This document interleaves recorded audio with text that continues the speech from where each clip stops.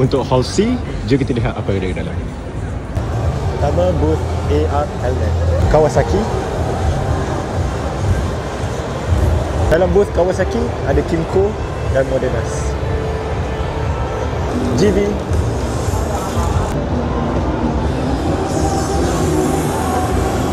Honda,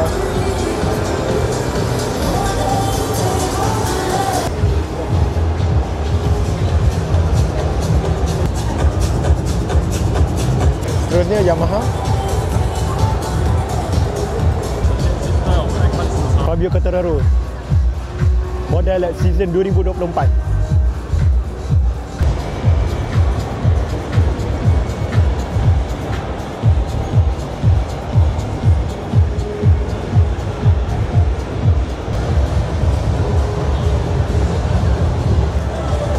Lambretta.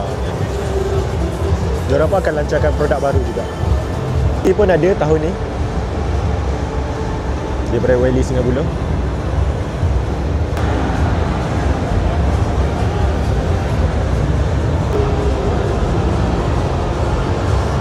TM,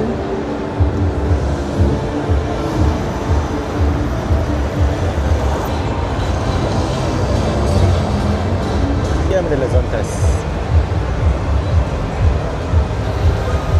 Di sana ada helmet, dan bermula daripada AMI ini sepanjang jalan adalah Moda.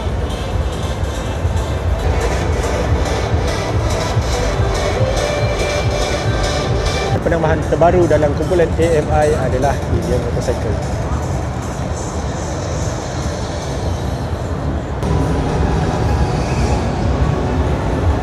Untuk hall D, kebanyakannya adalah motor. Jom Harley Davidson. You kat blok mana?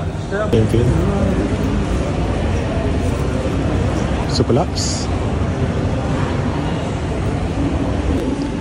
Segmen accessories,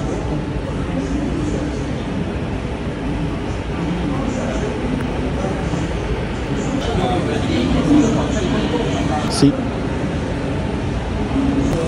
Pirelli, Aprilia. Dia bergabung dengan Vespa. Ini adalah aksesoris kereta dan juga motor.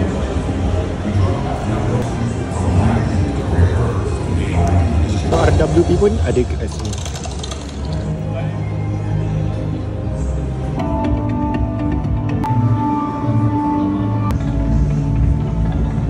Helmet,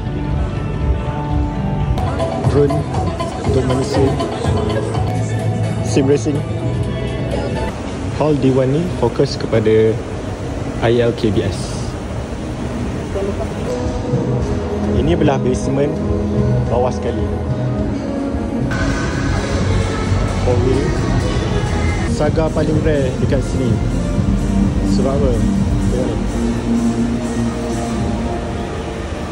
No. Windy gila weh. Tengah pun ada.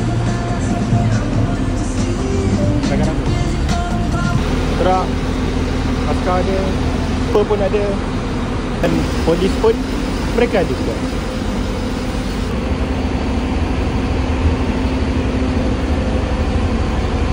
Kereta comel-comel pun ada daripada